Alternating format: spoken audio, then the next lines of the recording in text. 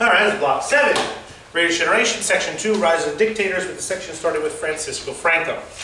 Not all of the dictators fought in World War II. Here we have the last 2 non-communist dictators that lived in Europe.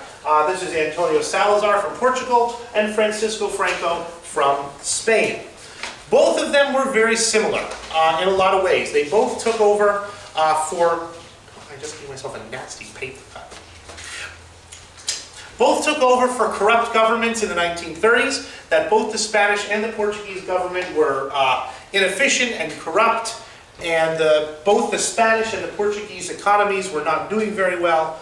And both Salazar and Franco kind of promised that if they were given control, that they would make Spain and Portugal into these strong, powerful, important, non-poor countries. Franco, they're both fascists. Franco is a little bit nastier a fascist than Salazar is. Franco, they both, do not tolerate dissent. They stifle independent newspapers, independent political parties, and both of them kind of base their power on the Catholic Church. That they promise the Church favors in exchange for its support. And both Spain and Portugal in the 1930s, and still to a degree today, are very deeply Catholic countries.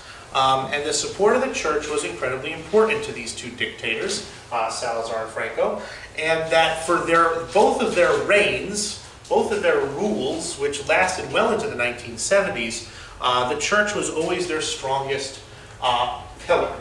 Salazar is as we see, Francisco Franco ruled Spain from 1939 until his death in 1975. And Antonio Salazar, he's the Portuguese Franco.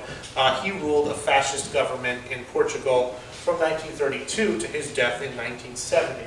His rule is a little milder, but still there's no sort of economic or real political freedom in his Portugal, nor was there in Franco's Spain.